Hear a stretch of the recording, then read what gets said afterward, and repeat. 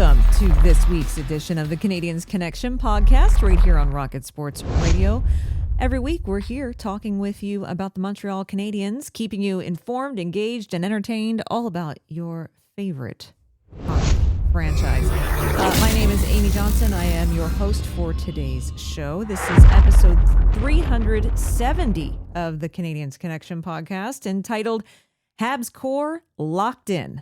What's next?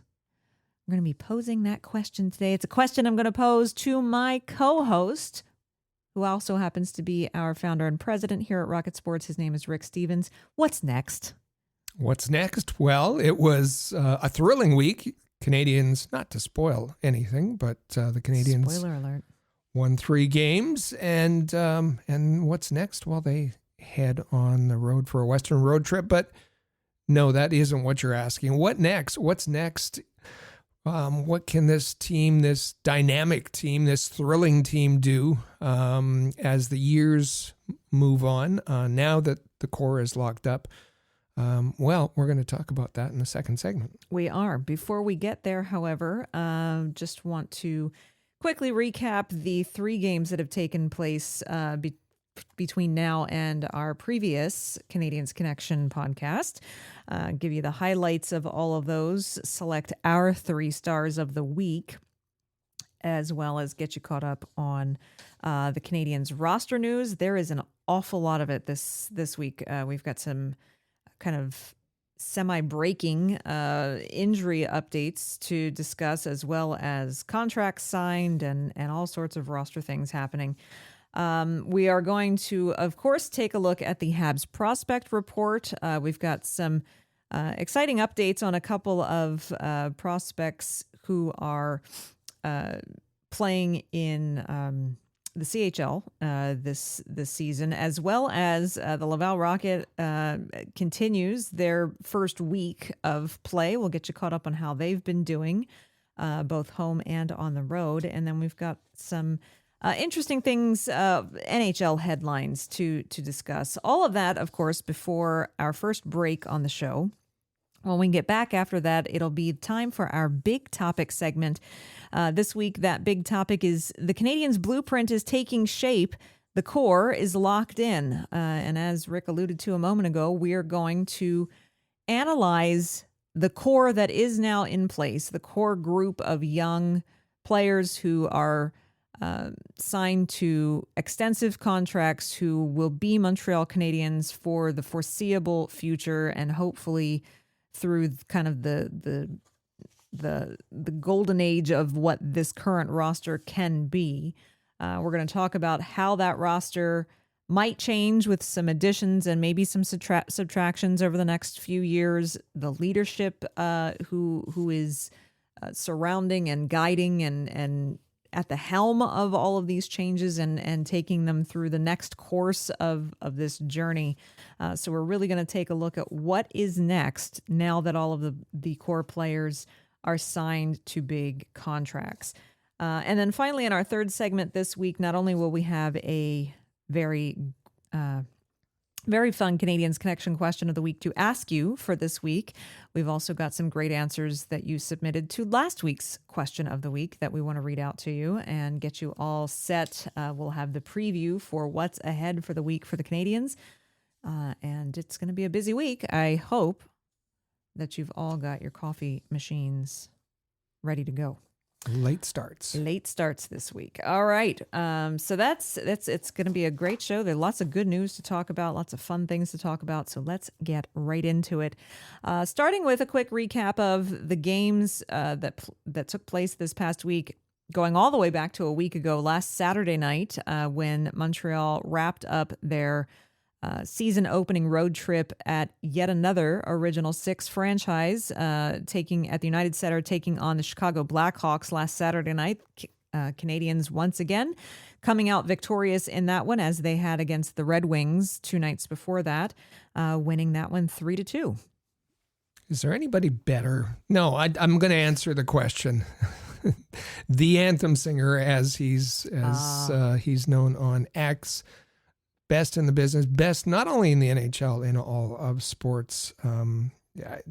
Absolutely amazing. He had the full tux on for the home opener too. Yeah, Jim Corneliuson. Jim Corneliuson. We saw him at the in person. Heard him in person at the draft. That was in Chicago. But just incredible. So another original six, as you said. Line up for a team lined up in the early part of the Canadian schedule. The scoring, it was Cole Caulfield that opened the scoring. And it's funny when you look back just a week ago that was his first goal of the season. And considering where he is now, that goal was on the power play. Zach Bolduc, his third goal of the season. Third consecutive game. Also on the power play. Yeah. And this was a week of thrillers, and it was Caden Gooley, who was the hero here, scoring with 15 seconds left to give the Canadiens the win. Very, very big win for the Canadiens, setting them up for their Tuesday night home opener against, I loved that the Canadiens opened the season against three fellow Original Six teams. So, that was really just fantastic viewing to watch back-to-back Original Six versus Original Six games. Then they come home for their home opener, and we've been saying this all summer. I don't understand why Seattle Kraken was their home opening opponent, but okay.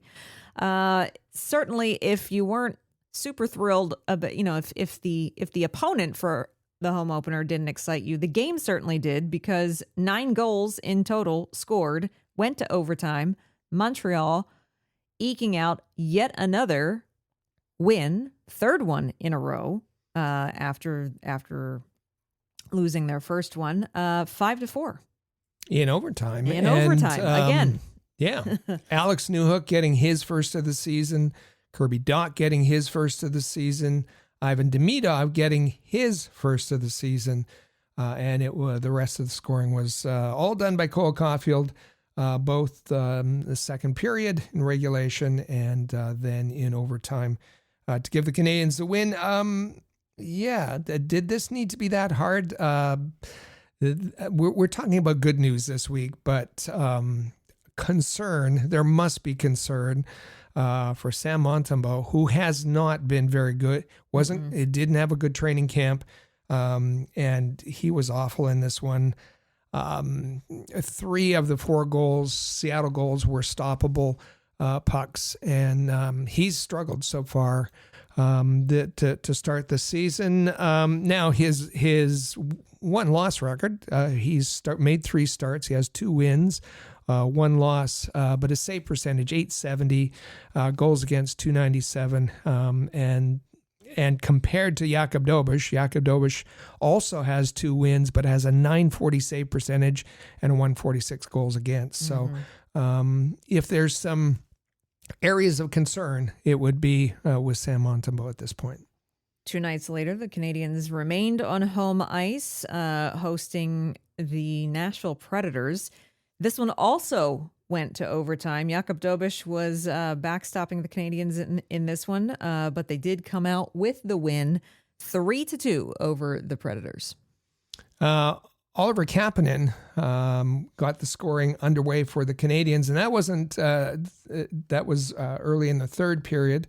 Oliver Kapanen with his 3rd goal of the season, and leading all rookies in that particular category. Then it was, we should say that there was a lineup change, and that was Jaden Struble got into the lineup for his first game of the year, replacing Arbor Jacki, and then chaos. 2-1 for Nashville, going into the dying seconds of the game, with about 20 seconds left. It was Lane Hutson blocking Jonathan March's shot, who was directing a puck at the empty net. He made the block. The puck dropped to his feet, and he immediately fed Cole Caulfield for the tying goal with just 20 seconds left in the third period. And then it was And then Cole Caulfield, 3 seconds left for the game winner. It was all set up. It was Mike Matheson who pinched in and kind of got all tangled up with two Predators. And it was Nick Suzuki who went in, grabbed the puck, the loose puck, and a backhand feed to Cole Caulfield, a one-timer, 3 seconds left. In overtime. In overtime for the game winner.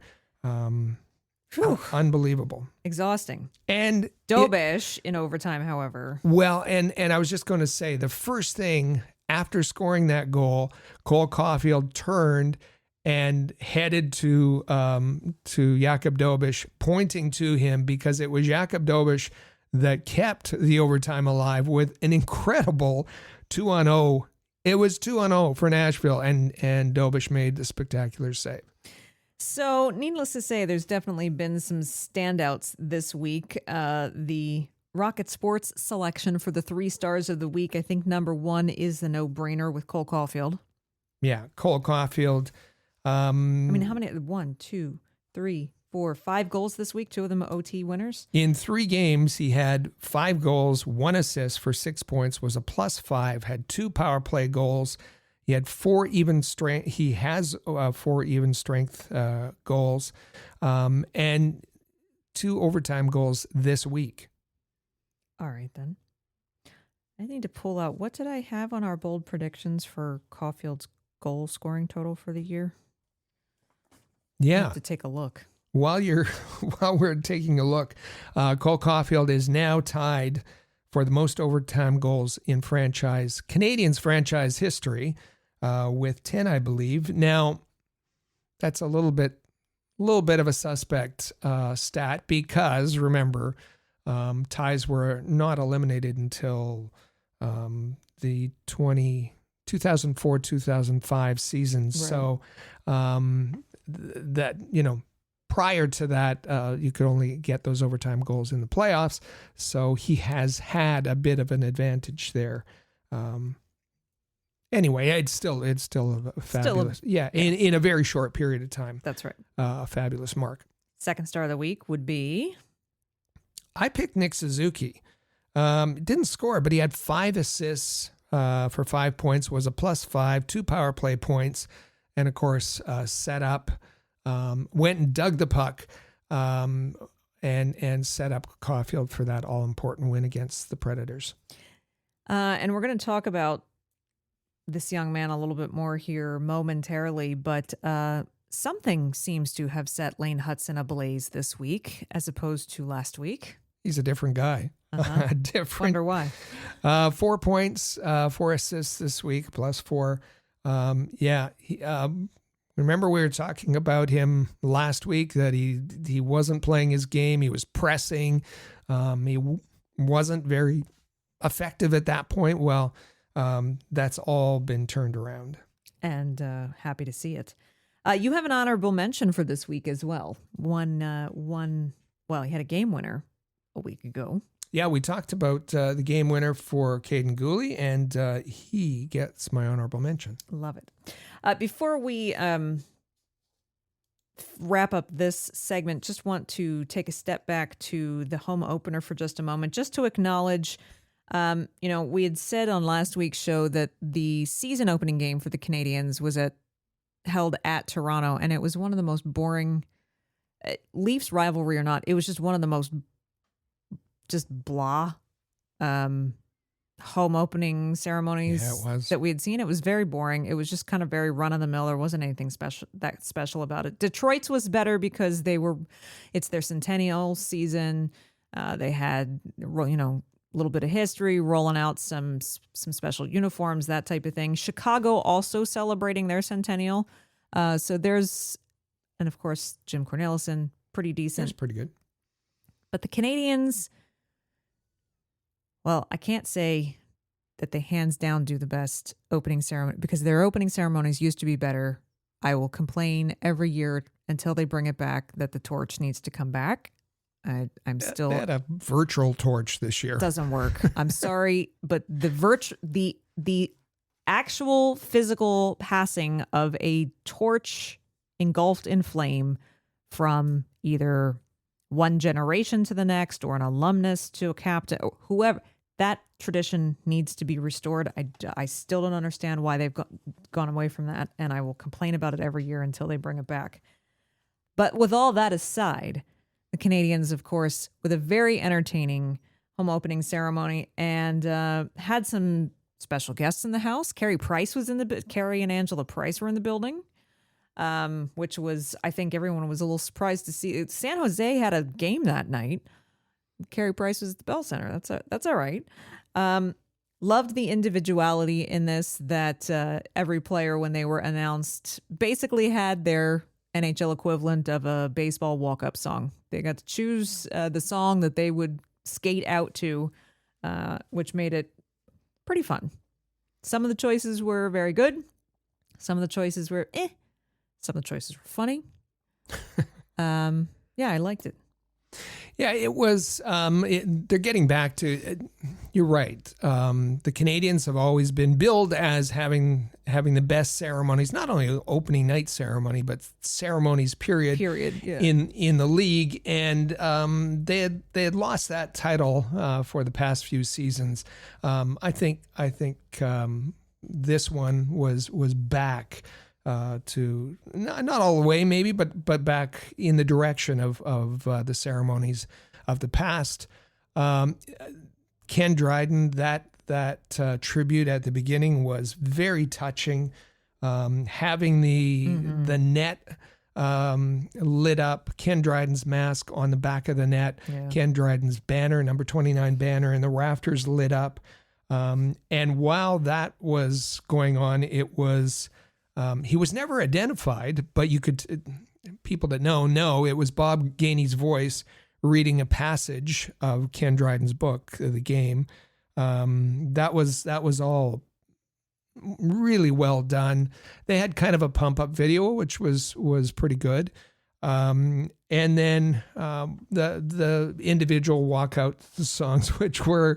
Some of them were good. I like Suzuki ending on Fix You. Okay, that's appropriate. Gallagher walking out to Enter Sandman, like that. I don't understand Sam Montembeault walking out to this song. It was a French song called "The Goal Machine." Yeah, you would think that he would want to be the opposite of that. Yeah, well, you'd think so. Some of the other choices, Caulfield's Money for Nothing by Dire Straits was good. Josh Anderson's Sweet Child of Mine by Guns N' Roses was great. Who was Patrick? Why am I not surprised that Patrick Laine had Titanium by David Guetta? Like, that was the most Patrick Laine choice. Yeah. That could have been. I liked Jake Evans, The Stroke by Billy Squier. That was pretty good. Oliver Kapanen. You can never go wrong with Avicii, Oliver Kapanen. So some levels right there. That absolutely great. Mike Matheson's Mr. Brightside by The Killers just made me. And that has nothing to do with the fact that I'm not a Mike Matheson fan. That's not a good song choice. Caden Gooley surprised me with a little Kanye. Yeah, where's the country? I was expecting the country, and Caden, they're announcing number 21. I'm like, oh, this is gonna be country, and Kanye starts playing. I'm like, all right, Caden Gooley, I see you. We hear you. And I liked the way that they introduced the training staff, the off ice staff, with the players presenting them. The only thing there is they forgot to hook up the jumbotron mic with the broadcast mic. Yeah. That was unfortunate, but I like the concept of that. So all in all, I thought it was a pretty good pregame ceremony and back to the right direction. I think. Sort of. Like sticks in my craw, let me tell you. The torch, I don't get they answer the question, why aren't you using the torch? And the question was from one of those executives saying, Canadiens fans don't care about the past. Guess again. Yeah. Guess again. Yeah. And if there are Canadiens fans who are too young to care about that part of the past, then you're doing a poor job in educating them about it. Anyway, Canadiens 5 games in with a beautiful 4-1 record. They've got 8 points, putting them second in the Atlantic Division, 5th overall in the NHL. That is not a bad start to the season. They lost on opening night to the Leafs and have done nothing but win ever since. Now, points in October are count just the same as points in April. They're benefiting right now. They're benefiting from some late night heroics, and you'd want to see them, turn up the offense a little bit earlier in games, so they don't have to rely on those late game heroics. They benefited from the fact that they haven't really beaten yet a playoff bound team, a top tier team. Their schedule's been pretty good, but that's all about to change. And Marty St. Louis has talked about that they're going to need more touches in the offensive zone. They're going to need more offensive pressure. Their focus on defense seems to be working now. They got to get the offense ramped up. So that was all the good news, right? Mm-hmm. Sorry, but when the pendulum swings one way, it inevitably has to swing back in the other direction. And unfortunately, Saturday morning, the Canadiens just decided to drop a gigantic hand grenade on everybody with not one, not two, but 3 injury announcements Saturday morning. The most significant of which is that defenseman Caden Gooley is going to be out 4 to 6 weeks with a lower body injury. Looks like he hasn't practiced all week. So I don't know if this is something that's been nagging at him that got worse in the game against Nashville on Thursday night, or there were other reasons he wasn't practicing and then something big happened. Yeah, something definitely got worse in that Thursday night game. He sat out. He was on the bench for the last 7 minutes of Thursday night's game again against Nashville. And so as you say, whether it's a new injury or he aggravated something that was already bothering him. No more details than a lower body injury, but out for 4 to 6 weeks is a bit of a blow for the Canadiens. Absolutely. So that now means Struble will pair with Hutson, Jack-Eye will pair with Carrier.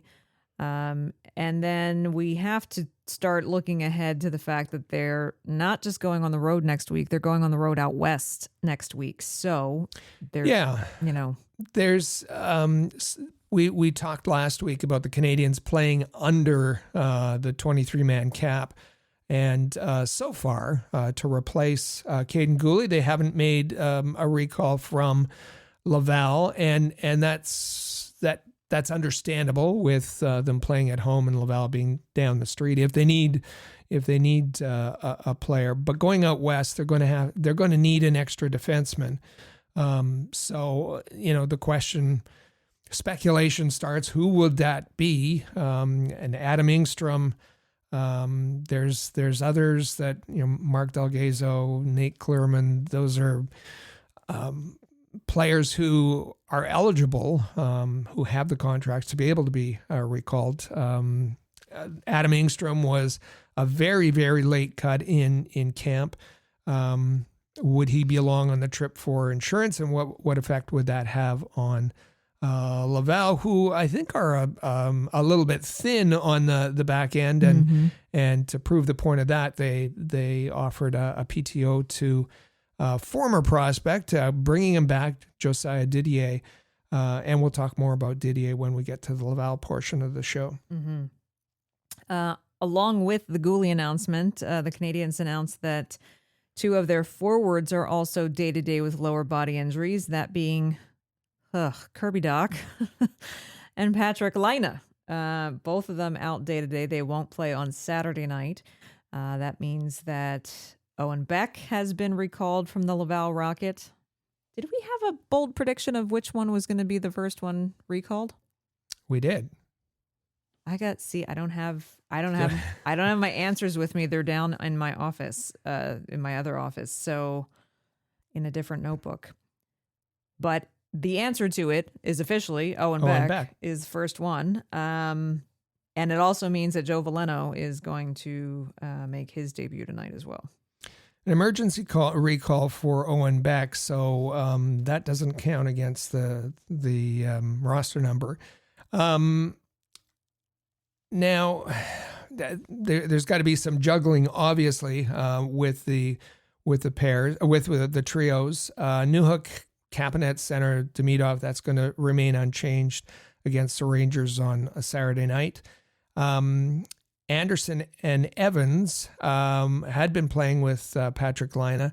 Brendan Gallagher, who is very familiar playing with those two, will return to the fourth line to play with them. And that sets up a new third line of Zach Bolduc with Joe Veleno and Owen Beck. Beck and Veleno played together in one preseason game in Quebec City, so they have some familiarity with each other. Owen Beck he was interviewed on Saturday morning. He said he's certainly very excited to be in Montreal. He was maybe expecting a call up, but not so quickly from Laval. And he said he was not so much disappointed by being sent to Laval because he was very happy with his performance in training camp, and he should have been. He was excellent in training camp, and has certainly merits the recall today. Definitely. Switching back to on the good news front, of course, we have to talk about the fact that way back on Monday, last week's podcast was all about all of the drama that was starting to get kicked up about Lane Hutson's contract and stuff that was getting leaked to the media, things that were, was it starting to affect Lane Hutson's performance? Was it getting out of hand? This, that, and the other. And you had me read a tweet from someone, David Edgy, Edgy from BPM, who had speculated that he was pretty sure that they were going to get a deal for Lane Hutson locked up before the home opener on Tuesday night. Well, that came true. And the numbers were pretty close. And his numbers were very close as well. And you had said, normally, don't take a lot of stock in these kinds of guesses and speculation, but that he's been just about right on in the past about a couple of important things. Yeah, player agent, player advisor. So I said, take note of this one. And it's one of the reasons why I asked you to read it, because it had some, I thought it all made sense that a deal would be done before the home opener. And of course it was. So take that. We'll be keeping an eye on his speculation, of course. But yes, announcing on Monday morning that Lane Hutson inked an 8-year, $70.8 million contract that locks him in through the 2033-34 season with an average annual salary of $8.85 million. And lots of money devoted to signing bonuses and front-loaded. And some tax avoidance kind of measures built in as well.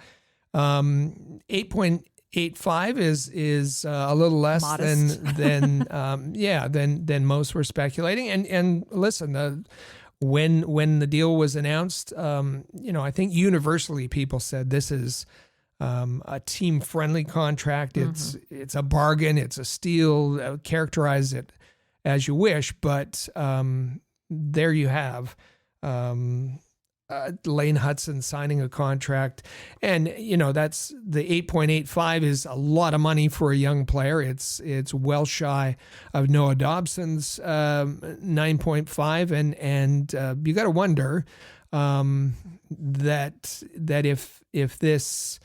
If all goes fine and it allows the Canadiens to maximize their cap and bring in the supporting players to be able to to get these core players to a championship. I don't think anybody's going to be complaining.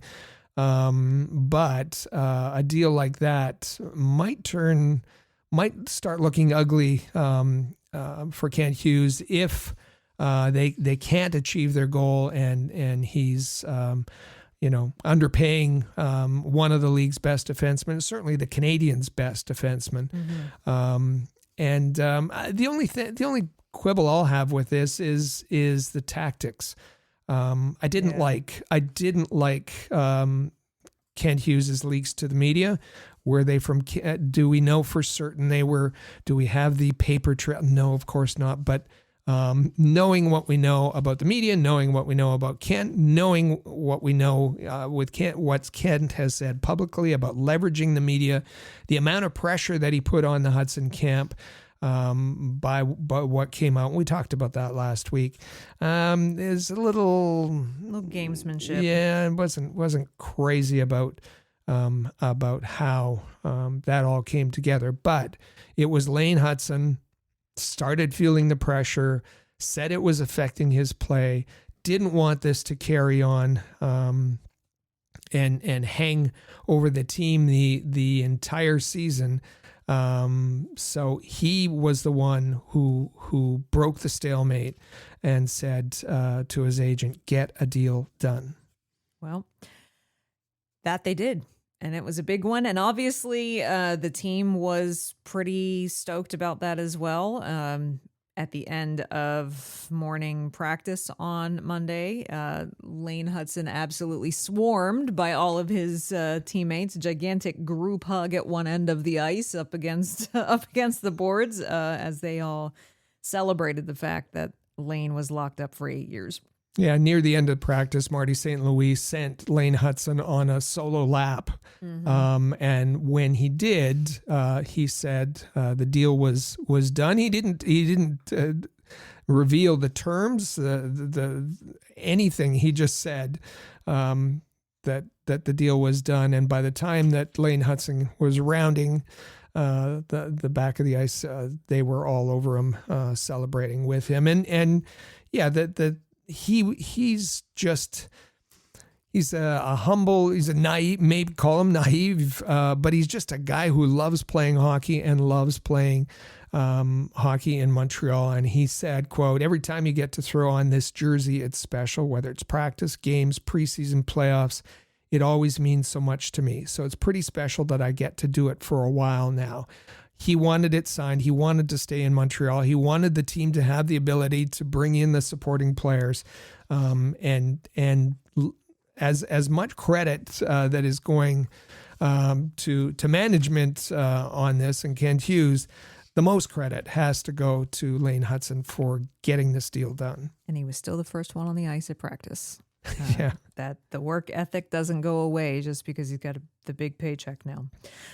Nick Suzuki also commented on, as you referred to it, the team-friendly nature of the contract, saying, quote, "We've built a culture here where guys aren't trying to break the bank.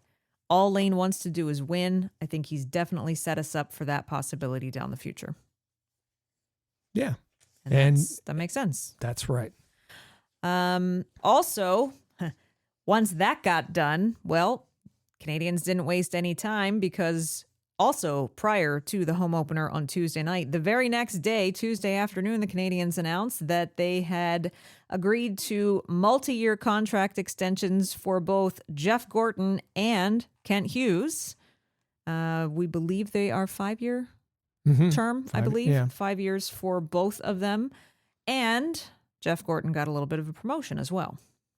Jeff Gorton is now the president of hockey operations. Remember, we complained about this when it happened, that Jeff Molson didn't want to relinquish that title when he hired Jeff Gorton. He kept the president of not only the president of the Montreal Canadiens, but president of hockey operations. He had been so involved with decision-making in the Marc Bergevin era that he kept that a little bit. Anyway, we won't go back there. But finally relinquished the title, so that Jeff Gorton is now the president of hockey operations instead of just the executive VP. And it was funny when Molson was asked, the Lane Hutson deal came out before the home opener. The extensions for his management group came out before right away, as if it was in their back pocket, waiting. Yeah, they can't announce extensions for Kent Hughes and Jeff Gorton when they haven't signed Lane Hutson, one of their most important pieces. So Jeff Molson was asked, coincidence? Oh, no. Yeah, it all just came together organically. Yeah. Yeah, okay. Of course, it was just waiting to be announced. That's right. It was going to happen, and nice that it all came together with all of the signings ahead of the home opener, so that fans could celebrate when the roster was announced. One last bit of roster news, roster of a different sort. Frank Saravelli this week on Twitter announcing, quote, "Go Habs go Lane Hutson, Canucks Thatcher Demko, and Brock Besser. All listed among the skaters on USA Hockey's expanded preliminary 2026 Olympic roster submission."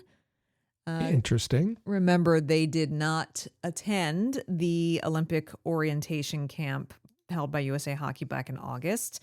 And I think I remember you and I discussing back then, Lane Hutson didn't seem to be overly bothered by it, but I think his dad was.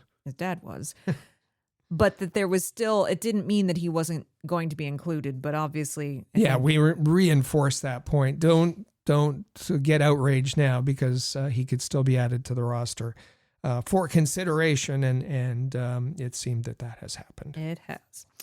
All right, let's take a quick peek at the Habs prospect report now. It's time for the Rocket Report. The Rocket Sports Media Team is your premier source for information about the Laval Rocket, the AHL affiliate of the Montreal Canadiens, as well as Habs prospects playing in the CHL, NCAA, and leagues around the world. So instead of just highlighting one Canadiens prospect playing outside of the pro leagues this week, we're actually going to hit on two prospects playing outside the pro leagues. In fact, these two young men were selected just 12 picks apart in the third round of the 2025 NHL entry draft this past summer, and they are the pick number 81 and pick number 69 from this past summer. First, we're going to start with defenseman Bryce Pickford. He plays for Medicine Hat in the WHL, happens to be their captain as well. And holy man, Rick, has he just been... Maybe he was listening to Sam Montembeault's Goal Machine song, because he's been just on a rip. Bryce Pickford has 6 goals, 3 assists for 9 points in 9 games. For Medicine Hat, as you said, he's the captain. He's a +9, and shall we remind you that he's a defenseman. 9 points in 9 games, and remember we talked to you about his catapult to offense last year. He was a defenseman for the first 2 years in the WHL. He was a defenseman for the Seattle Thunderbirds, right shot defenseman. In the 2023-24 season, 17 points in 65 games, 2 goals, 15 assists. That sounds about right. And then it was last season that he was on a better, a point a game pace during the season. 47 points in 48 games, 20 goals, and then in the playoffs, he had 24 points in 18 games. So his offense just exploded, and that has continued this season. Remarkable for a third-round pick, as you said, 81st overall by the Montreal Canadiens in 2025. 12 places before that at number 69 overall this summer. Habs prospect Hayden Papanekas was drafted by the Canadiens. He is also playing in the WHL this season. He's playing for the Kelowna Rockets, but this week was a big moment for him in a game that he played for Kelowna. It was his first game playing for Kelowna against the Victoria Royals. 1 goal, 1 assist. And if you remember the name, he wasn't able to participate in the rookie camp, the development, the rookie camp, because he had contracted mononucleosis. So he's missed the early part of the Kelowna season. But 2 points in his very first game. And remember, this is the player that kind of went against the grain of the kind of players that the Canadiens have been selecting. 6'5", 203 pounds. This is his third season, in the WHL. Switching gears now to the Laval Rocket and the prospects that are playing there. Laval wrapped up their season-opening road trip against the Manitoba Moose in Manitoba on Sunday afternoon last week, putting up a very nice 5-2 victory over Manitoba. And it was a special teams carousel in this one. Two shorthanded goals, a power play goal, an empty net goal. Yeah, Owen Beck called up this morning. We had one of those shorthanded goals. Mm-hmm. Laurent Dauphin with another shorty, Joshua Waugh both with a power play goal and an empty net goal, and Sean Farrell got in there with an even strength goal as well. Really nice job offensively by the Laval Rocket. And it was Kaapo Kähkönen who was in net for this one. This was a second game of the weekend, and he had an impressive 25 saves on 27 shots. He's been looking solid behind Jake Fowler. Then, of course, with the travel, they got back to Quebec, had the week to prepare for their home opener on Friday night. Now, this was, I think, a great selection for a team to have their home opener against. Remember, Laval home opening ceremony, they got to reveal their banner for being the regular season champion last year. The McGregor Kilpatrick banner being revealed. And they opened their season on home ice against the reigning Calder Cup champions, the Abbotsford Canucks. So a very big test to start the season on home ice. And on Friday night, it was, well, they came out victorious, handing Abbotsford their first loss of the season so far. Jared Davidson scoring on the power play, Philip Méchard and Xavier Simoneau scoring even strength. But this was a nasty affair, particularly in the second period. Things got very physical, lots of fights, lots of roughings, lots of you name it. And it was a little bit of a doozy, and they are set to rematch on Saturday afternoon, which I'm sure is going to be must-watch television. Yeah, it was really ugly incident.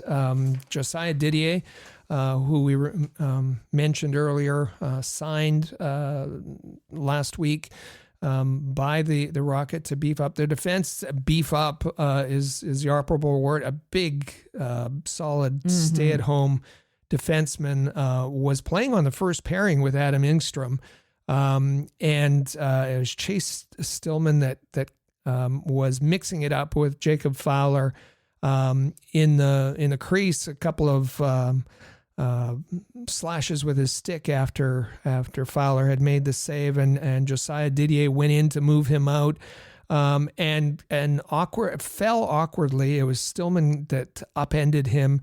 After he had already lost his helmet, so he didn't have his helmet on. Didn't have his helmet, and flipped over, and Josiah Didier hit the back of his head on the ice, and then Stillman, hovering over him, just nailed him with a sucker punch. Right to the mouth. Right, yeah, and there was blood all over the place, and the cameras panned away, and they brought out a stretcher. Fortunately, he didn't need that. No word on his condition, but he was able to skate to the dressing room under his own power. So hopefully we'll have some good news on Didier, some supplementary discipline on Stillman. But this was a 3-0 win for Laval. I like that Davidson power play goal. Great setup from Florian Jacquet. And Jacob Fowler, 19 saves on 19 shots, his first AHL career shutout. And it seems to be that for now, the starts are being evenly split between the two goaltenders. And yes, if you are a rabid Laval fan, you'll say, no, that's not his first career AHL shutout. He had a Regular shutout season. in the playoffs. Mhm. Yes, that doesn't count as your first career regular season shutout. So that's why the distinction is there. Overall, I think he was pretty happy about it either way. So Laval, after 3 games, are 2-1 with 4 points. They are in first place in the North Division, 7th overall in the AHL. It's a great start for them. As I mentioned, they will rematch against Abbotsford Saturday afternoon. That'd be just in a little bit as we record this at 3 p.m. Then they head out for a little bit of a 3-game road trip to the usual suspects this coming week. They'll be playing in Belleville on Wednesday night, in Rochester on Friday, and they'll be playing in Utica next weekend as well. So some familiar foes and some pretty tough, gritty matchups coming their way coming up soon. And we'll just also quickly note that on Friday night, the Trois-Rivières Lions won in overtime against the Reading Royals on home ice, 6-5. And of course, this is the season that they defend their ECHL Their championship. Kelly Cup championship. That's right. All right. Before we wrap up this first segment, just a couple of NHL headlines. First up, The Athletic has put out their first edition of their NHL Power Rankings, and the Montreal Canadiens are in the top 10. Yeah, that's new. The Canadiens number 8 in the Athletic Power Rankings this week. They note that Cole Caulfield is not just a scorer and makes up a very important line for the Canadiens, who are providing the Canadiens with strong 5-on-5 play. Also, just before the start of the regular season, the NHL and the NHLPA, of course, always hosts their player media tour, where a select group of players go to Vegas usually to do a bit of media tour. So while they were there, they did a North American player media tour poll and asked them which is the toughest NHL road arena to play in of the guys who were there for the media tour. So this is a poll that polls all NHL players, but it's an NHLPA poll of the representatives that were in Vegas. And they asked, which is the toughest NHL road arena to play in? Maybe a surprise at the top selection of those of the players that were there. They selected the Lenovo Center. Right, Is that the Lenovo Center? Yeah. In Raleigh? That's the home rink for the Hurricanes. Sam Reinhart said it's just the whole setup in there. They pack the fans in there. It kind of makes the rink feel smaller. And it's a different feeling. He said the road locker room is bad, so that doesn't help. And it's just a rough rink to play in. Second, though, is none other than the Bell Center. Tough to play at the Bell Center for road teams. And Dustin Wolf, the rookie sensation for Calgary, says, quote, everyone knows everything about hockey there. They care so much about hockey and know so much about the game, end of quote. And coming in third place is the TD Garden. Is TD Garden in Boston, home of the Bruins. Nick Suzuki saying, quote, Boston's always a hard place to go into and win. The fans there are always pretty rowdy, especially against our team. Mm-hmm. Should be no surprise. Should be no surprise.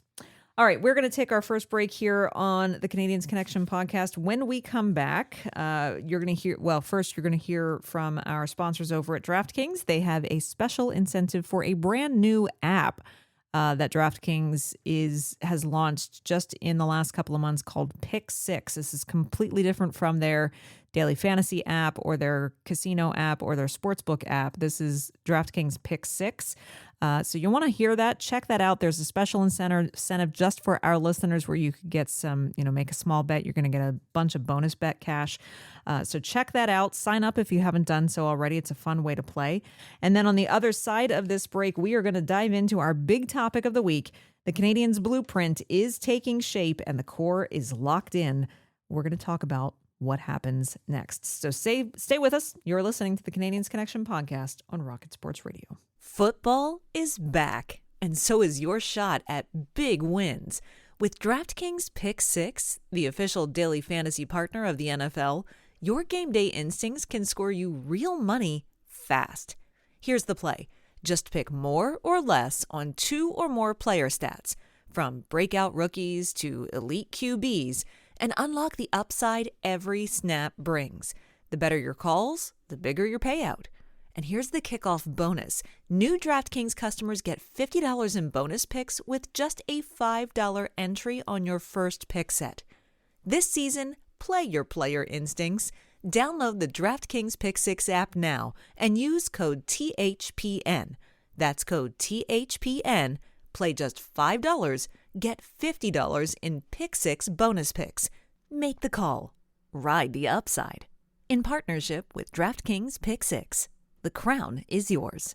Gambling problem? Call 1-800-GAMBLER. Help is available for problem gambling. Call 888-789-7777 or visit ccpg.org in Connecticut. Must be 18 plus. Age and eligibility restrictions vary by jurisdiction. Pick 6 not available everywhere, including New York and Ontario. Void where prohibited. 1 per new customer. Bonus awarded as non-withdrawable Pick 6 bonus picks that expire in 14 days. Limited time offer. See terms at pick6.draftkings.com/promos. And welcome back to the Canadiens Connection podcast on Rocket Sports Radio. Once again, my name is Amy Johnson. Hey, if you want to follow my hockey coverage over on X, in fact, I was doing some updates for the Laval Rocket game on X last night. If you're not able to watch those games, feel free to follow me over on X. My handle there is @FlyersRule. Come along for the adventures in hockey over there. And of course, you want to be following Rick as well, our president and founder here at Rocket Sports. You definitely want to follow his account on X. It is our main Rocket Sports account. It gives you all of the links to all of our content on all of our different platforms, whether it's written, whether it's video, whether it's podcasts, whether it's audio, whatever it is. That's where you want to find it. So follow him @Rocket Sports on X. And hey, go ahead and follow this podcast, particularly on X, Facebook, and Instagram. The handle for that is @Habs Connection.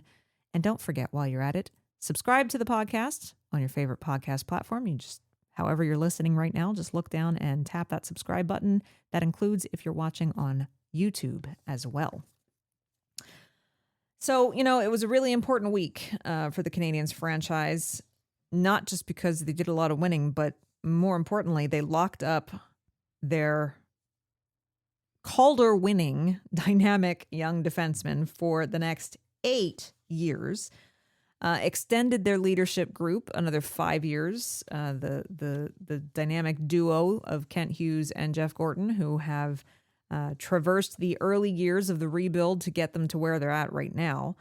And that means that the architects of this whole blueprint that they have built the rebuild around, as well as the core parts of the roster who have the responsibility of putting that plan into action on the ice, all of these different important components are going to be around in the Canadiens organization until at least 2030.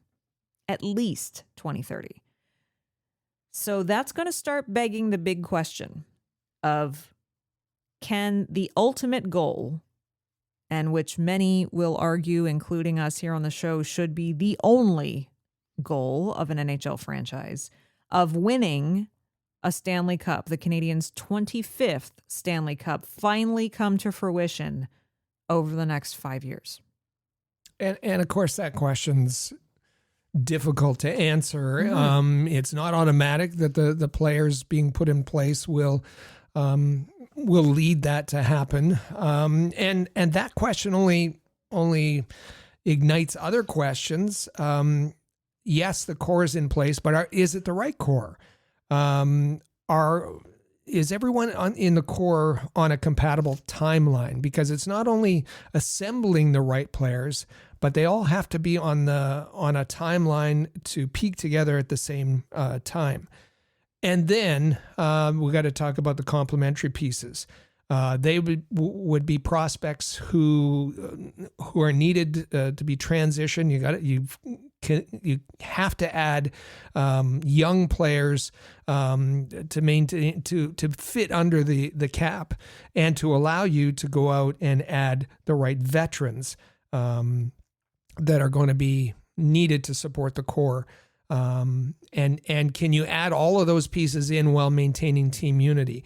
So it just there's more questions ahead, and I say that is the challenge now. The team management has moved from building the core up to tuning the roster in order to achieve this goal. They've been clear about the goal. It's to be perennial Stanley Cup contenders as many times as over as many years as possible in order to have chances to win a Stanley Cup. So what does that mean exactly when we say the core is locked up? Well, I said that, this group is going to be around until at least 2030. Well, that's the earliest that one of the young core pieces of the roster will run out of contract space. And that's the captain, Nick Suzuki. He's 26 years old, and he is signed until 2030. So they've got another 5 years of the captain under contract. And let's also look at Nick's line mates, at least his line mates for now. Cole Caulfield is just 24. He's signed till 2031. Juraj Slafkovsky, the youngest of the trio, age 21. He's signed until 2033. And arguably, Slafkovsky is the player on that line who has yet to make an impact this season. They're still waiting for him. Marty St. Louis is still trying to be patient with him. He's doing some good things away from the puck, but he hasn't joined in the offense of the other two players. The core pieces on the back end, Caden Gooley, 23 years old. He is signed through the same year that Caulfield is, 2031. Newly acquired Noah Dobson, 25 years old. He's signed until 2033, same as Juraj Slafkovsky.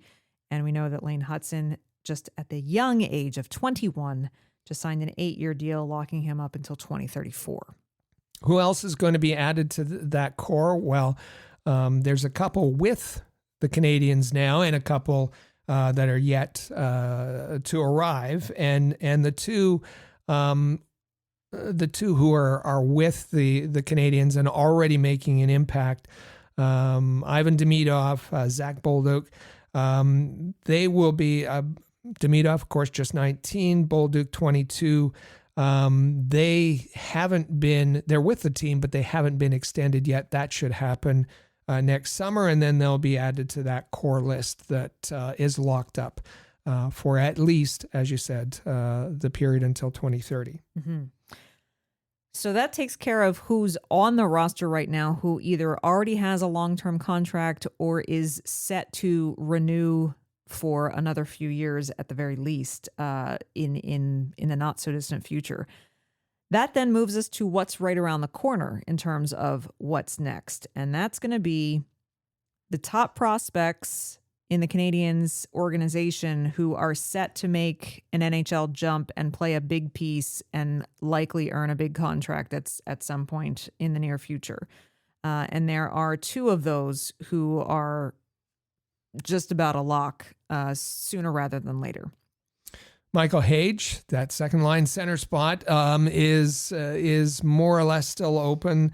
Michael Hage is a candidate to fill that spot. Age 19, He's been featured a couple of times already. He's ripping it up in the NCAA, and will graduate at some point. Can he be added to the core? I think everyone expects Jacob Fowler, just 20 years old, to be added to the core, and should be, if all goes as it's projected to, the Canadiens' goaltender of the future. So Hage and Fowler will be two that are added to the core in the future. Mm-hmm. So the next natural step after that is, okay, pretty certain about Michael Hage and Jacob Fowler. What about the next tier of prospects who maybe not a definitive lock yet, but definitely have the potential to play a part and make an impact for the Canadiens at some point over the course of the next 5 years or so? And there's 4 or 5 guys here who definitely, I think, have a decent amount of upside that they could really do something. Yeah, these are the guys that you wouldn't say will be necessarily core players, but they're certainly part of the puzzle. And some of these, maybe not all, but some of these will play a role. Adam Engstrom, the best prospect on defense right now. Mm-hmm. Alexander Zarovsky. I remember how excited the Canadiens were to get him early in the second round of the draft. Considered him a first-round player. Owen Beck, the most NHL ready of all of their players in Laval, and that was evidenced by his call-up today. Florian Xhekaj, lots of excitement about the grit that he would bring to a lineup. Atos Koivu, who was really good at the development camp. And on the goaltending side, Jakub Dobeš, and will Jakub Dobeš be the goaltender from the organization that becomes part of the tandem with Jacob Fowler? So lots to ponder there. And when you really look at what is currently on the Canadiens roster and what they've got on deck and kind of brewing and developing just on the outside edges, it's a kind of a pretty exciting prospect of the talent that could all come together in 3-4 years, and lots of excitement there. That's also going to mean that there's going to be some veterans who will likely need to move on to create space for the younger talent as they become ready, and one of those obviously is going to be Josh Anderson. Is going to reach the end of his Canadiens run in a shorter term. Yeah, there's some contracts that are ending at the end of the 2026-27 season. They would include Josh Anderson. Josh Anderson, a veteran who can supply physicality and energy and a bit of a scoring touch, may be valuable in the playoffs. But his cap hit would certainly open up opportunities to bring in other players. Brendan Gallagher looks rejuvenated this year, and for short periods of time can move up in the lineup, but now is back to that fourth line role, and maybe making a little bit too much money for that role. Sam Montembeault was always a placeholder. We talked about that. His contract up at the end of the 2026-27 season as well. And fans get attached to the placeholders, but the Canadiens have better talent that they can move on to. So then that leaves the question marks. The players who on paper should be making an impact, whether it's now or whether it's in the near future or down the road, but who have either not lived up to their potential, or there are doubts or concerns about whether they ever will reach that potential, or if they've hit a ceiling that wasn't predicted at a former time. Obviously, Kirby Dach falls into that category. He does. I think that, at the time, Kirby Dach, that move was questioned. Kent Hughes and Jeff Gorton were entering into a reclamation kind of project, and they thought they knew better than Chicago, and that they saw something that the Blackhawks didn't, and that they wanted to fast forward the rebuild by giving up some draft capital and bringing in a player that they could work with and turn into a second line center, or there was talk at the beginning that maybe a 1B center, and that hasn't happened, obviously, and the moves that were most criticized at the time that they happened. A lot of fans weren't happy with Kirby Dach acquisition. Same can be said for Alex Newhook, and the two big picks that they gave up for Newhook. And again, it was a situation where the Canadiens said, we know better than Colorado. But it seems that the home clubs knew better in this case for both Newhook and Dach. And then Canadiens fans didn't like the David Reinbacher pick, and we don't know yet if David Reinbacher will ever reach the potential that Kent Hughes and Jeff Gorton saw in him, but it hasn't turned out that way so far because of his injury history. So those three players, big question marks, what role that they're going to play. There's also other, what to do with Patrick Laine and Mike Matheson, whether they should be, extended or what's going to happen there. But those players, the ones we just mentioned, Dach, Newhook, and Reinbacher, were expected to play a huge role in the rebuild and haven't done so far. One thing is for certain, moving forward, is that the leadership is confirmed for the organization, with Jeff Gorton and Kent Hughes having been extended for 5 years. That stability of the decision making about the path that the Canadiens roster is going to take and how it's going to be shaped is going to stay in place at least until 2030, which I think stability at this point is probably the best medicine for the Canadiens. Yeah, and Jeff Molson has bought into the plan. He seems to he said we're not necessarily in the Stanley Cup vein right now, but I can see it coming together. I can see the plan coming together, and so that's why he went ahead and made that. Those contract extensions, and so expect more of the same from them. Although, as we said, their focus kind of changes a little bit. The other thing that's going to change is, the Canadiens fans have been, pretty forgiving up until now because not much was expected when the rebuild plan started. But that all changed with them making the playoffs last year, and with the additions that they've made, the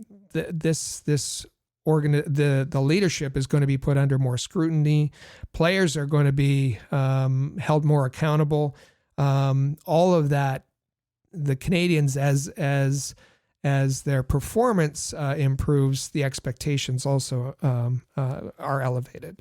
And I think the accountability, yes, is going to come from the fans. Obviously, the media is going to put that accountability pressure on the team as well. But we've already seen, we had talked many times about, whether St. Louis would be extended and that type of thing, because was he ready for the next phase? And I think we were both pleasantly surprised to see that he did seem to have a shift in mindset coming into training camp this year, that he's kind of taken his game up a little bit of a level. And I think that that's going to extend to accountability on the bench as well, not only behind the bench, but on the bench of him keeping players accountable, the coaches keeping each other accountable. And so, the stakes are just a little bit higher now. Yeah. And I think we should watch the bench. Do the Canadiens have the right, is the right coaching staff in place for the Canadiens to take the next step? Not saying that Marty St. Louis is under any pressure, but what about an addition to the bench? I know Roger Grillo was hired as a consultant, but there's still kind of an open position on the bench. Do they have the right? Certainly, the coaching staff seems to enjoy working together, but could they use a little bit more experience as those expectations are ramped up? So we can celebrate. That core is locked in. The executive leadership is locked in. And it seems to be all business with the Canadiens, at least for this first 5 games of the season. We'll see if that can be sustainable and consistent. Those are 2 words that the Canadiens in recent seasons have had difficulty with and struggled maintaining: sustainability and consistency. We'll see if they can do that. But all systems are firing right now, and it's pretty exciting. And what's coming next also seems to be pretty exciting for fans all over Habs Nation. So the Canadiens Connection question of the week, I'm going to put your thinking caps on a little bit, because we want to know this week, which Canadiens prospect, this is a multiple choice question, which Canadiens prospect is going to be the most important addition to solidifying Montreal's core? Is it going to be Michael Hage, David Reinbacher, or Jacob Fowler? We got a forward, we got a defenseman, and a goaltender. Who's the most important to solidifying the current core? Let us know which one you think and why. It's a really interesting one. And so how do you answer that question? Well, you can text us anytime, 24/7 on the Rocket Sports text line. That's 585-3-ROCKET. Again, 585-3-ROCKET. You can also drop a comment on our YouTube channel. You can find our YouTube channel very easily just by typing in the URL InsideTheCanadiens.com. That takes you straight to our YouTube page. Hit subscribe and drop a comment with your answer to this question. If you are listening on Spotify, hello, we hear you, we see you. You can drop us a comment on Spotify and leave your answer there. Or you can also just hit us up on social media at Habs Connection on X, on Facebook, on Instagram. You can leave a comment in any of those places with your answer to this week's Canadiens Connection question of the week. We'll take all of those responses, pick out the best few of them, and read them on next week's show. And that's exactly what we're going to do after this next break with your answers to last week's Canadiens Connection question of the week. So don't go anywhere. Maybe we picked yours. Stay with us. You're listening to the Canadiens Connection podcast on Rocket Sports Radio. Football is back, and so is your shot at big wins. With DraftKings Pick 6, the official daily fantasy partner of the NFL, your game day instincts can score you real money fast. Here's the play. Just pick more or less on 2 or more player stats, from breakout rookies to elite QBs, and unlock the upside every snap brings. The better your calls, the bigger your payout. And here's the kickoff bonus. New DraftKings customers get $50 in bonus picks with just a $5 entry on your first pick set. This season, play your player instincts.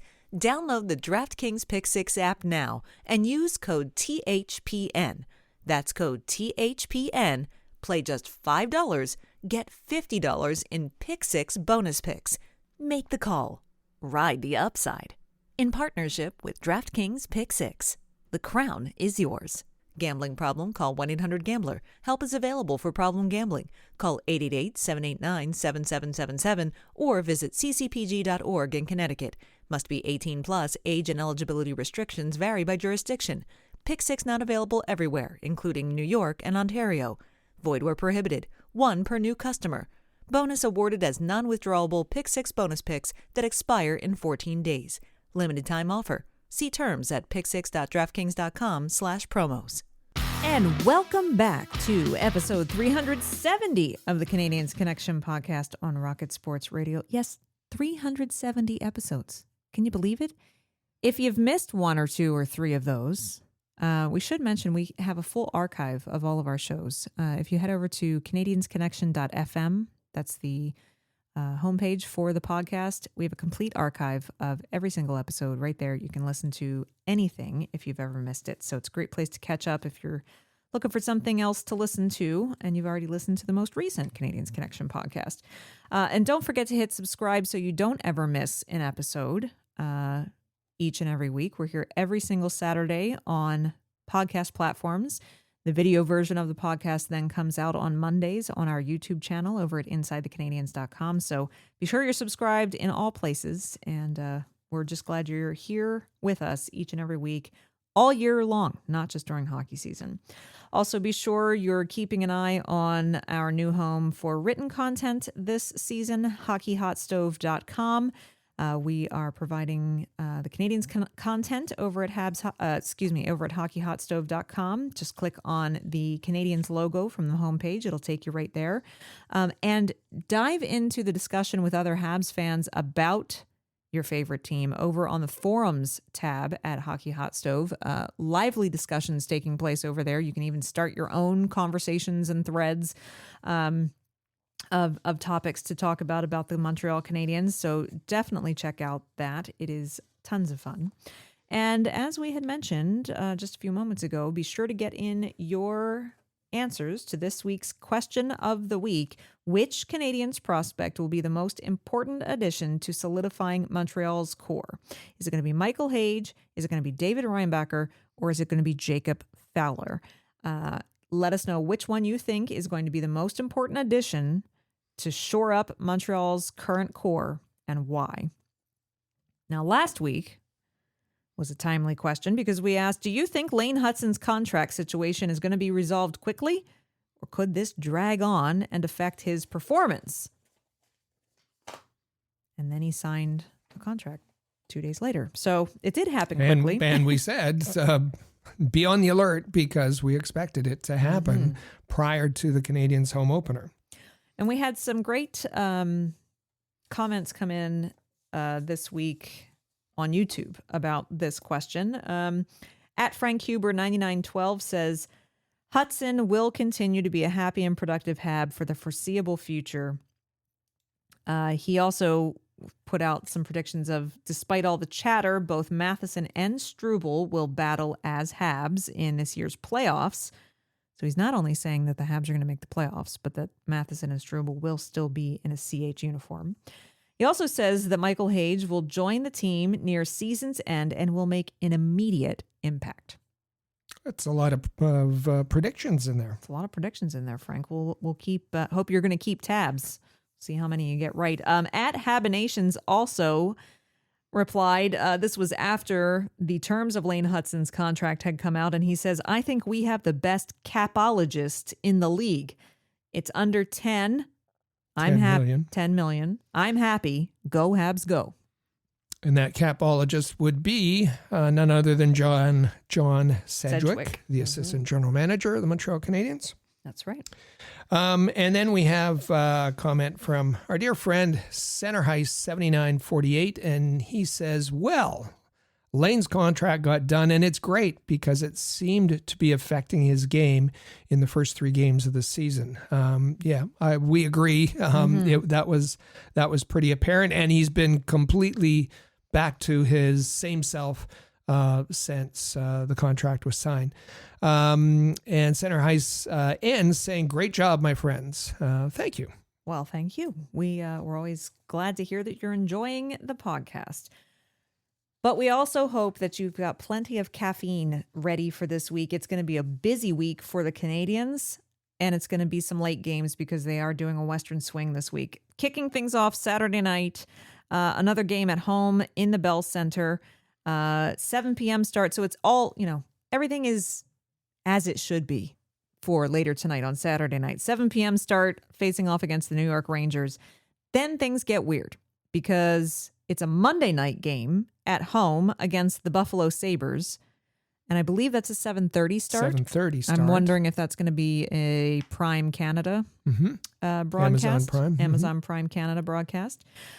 Then on Wednesday, Montreal starts their road trip heading out to Calgary. That is an 8:30 p.m. Eastern time start, followed by Thursday night. So why not kick off a Western swing with a back-to-back? Wednesday night, Montreal in Calgary, 8:30 p.m. Eastern start. Thursday night, Montreal visiting Edmonton, a 9 p.m. start. So we're going to see Jakub Dobeš. There's a back-to-back there. So we're obviously going to see him at least once, probably more if Sam Montembeault continues going the way he's going, and hopefully he'll get things turned around for himself. Absolutely. We'll see what happens. Playing against the Rangers, he might have an opportunity to do that. And then, of course, we will be back here with another episode of the Canadiens Connection podcast next Saturday, October 25th. We're looking forward to it. I'm sure there was a lot of juicy stuff to talk about in this week's show. I'm going to bet that there's going to be plenty more for us to cover next week, so you are not going to want to miss it. Don't forget to subscribe so that you don't miss out on the next episode or any episode after that.